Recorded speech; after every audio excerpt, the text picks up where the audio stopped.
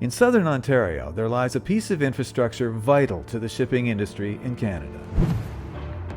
The Welland Canal forms a pivotal section of the St. Lawrence Seaway, enabling ships to descend the formidable Niagara Escarpment and bypass the harrowing waters of Niagara Falls.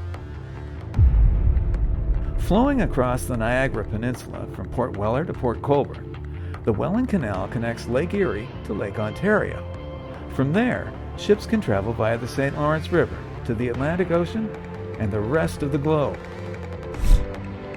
The original Welland lock system dates back to 1829 and became a major factor in the growth of the cities of southern Ontario. The first canal and its successors allowed goods from the various Great Lake ports to be shipped to Montreal or Quebec City, and then reloaded onto ocean-going vessels for international shipping. The current version, in place since 1932, is responsible for getting roughly 40 million tons of cargo on 3,000 ocean and Great Lake vessels safely to their destinations every year. After 84 years of service, however, the lock system is showing its age. Over time, parts of the old lock system had deteriorated so badly that some sections were condemned, causing restricted access. With a transportation corridor of such importance, restricted access is unacceptable, so a plan has been put in place to modernize the outdated lock system.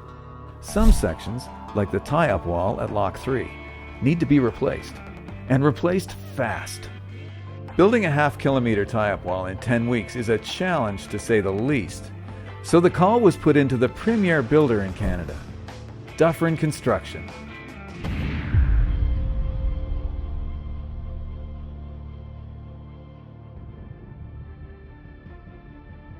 The St. Lawrence Seaway Management Corporation contracted Dufferin to reconstruct 4 tie-up walls on the Welland Canal lock system over the span of 4 years.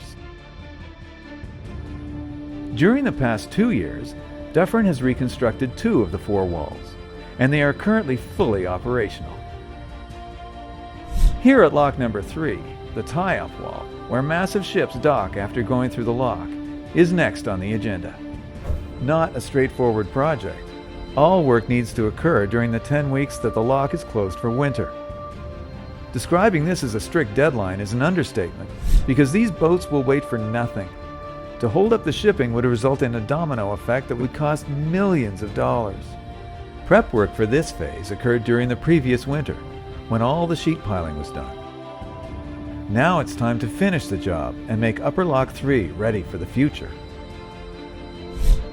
There is no doubt that planning is crucial for a project of this magnitude, with a time frame so strict. So going over the plans, aka the War Board, happens constantly throughout the day to pinpoint and detail every aspect of the job. We've got a short time frame with this project. It's only basically from January until March 14th's water up. They'll start by draining this portion of the canal and then digging right into demolition. The old canal tie-up walls were built, I'm going to say, in the 50s or 60s. Over time, it's deteriorated so bad that parts of it were condemned.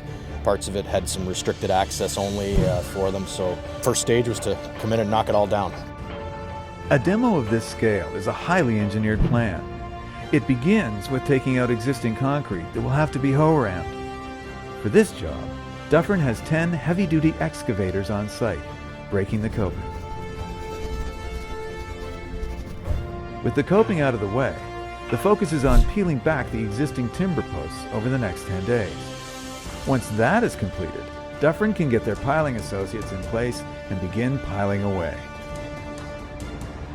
One crew finishes up the wall demolition, while another has come in right behind them to commence the piling work, which consists of driving new structural steel support piles deep into the ground. The piling work is no small task, with over 15 kilometers to be completed, 468 piles in total. This will require a fleet of 7 rugged piling rigs and 3 massive service cranes. In addition to the machinery on site, there's an average of 165 to 170 people working daily, Monday through Saturday, and sometimes even Sunday.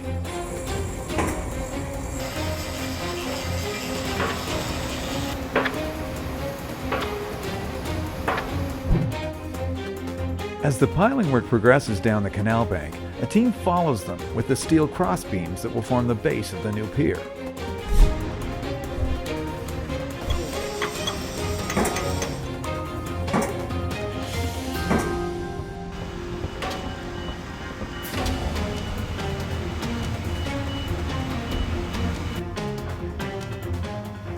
Not leaving anything to chance, Dufferin implements an extra secure barrier of its own design that will maximize the efficiency of the job site, allowing workers to get close to the edge of the pier.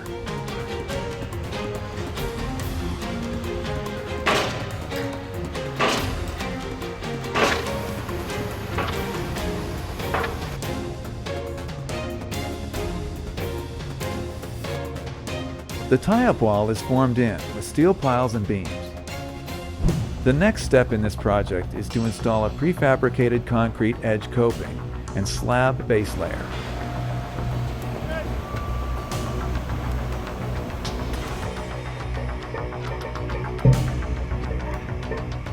The 300-ton crane and its operator have to be on point to maneuver all 119 pieces of precast coping into place.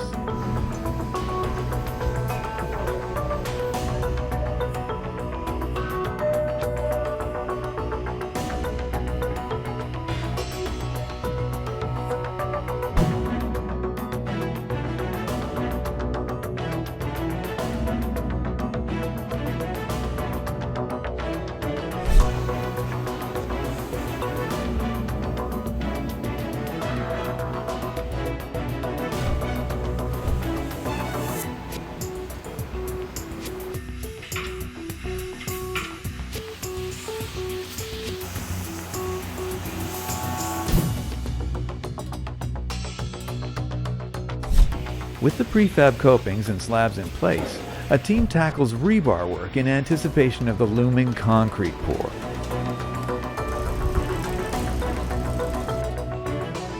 The slab is ready to go, and partners from Dufferin Concrete take the stage. They'll begin filling the slab with over 5,000 cubic meters of concrete.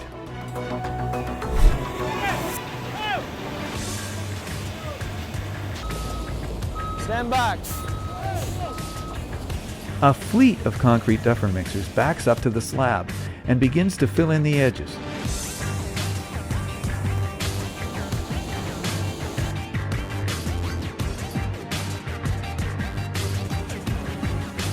While a concrete pumper is brought in to get to the harder to reach areas.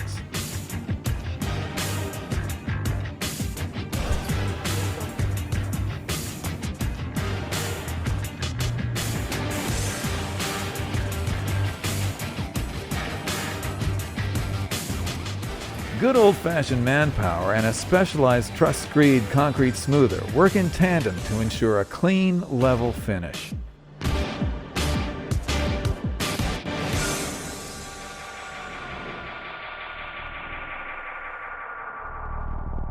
The concrete pour is going off without a hitch, but in this extreme cold, nothing is left to chance. Dufferin always has a plan in place to overcome a frigid Canadian climate. Being that it's winter and it's cold out, we have, as you can see, a crew pulling blankets, everything's preheated, then 20 feet behind the bidwell, we have a crew covering it back up.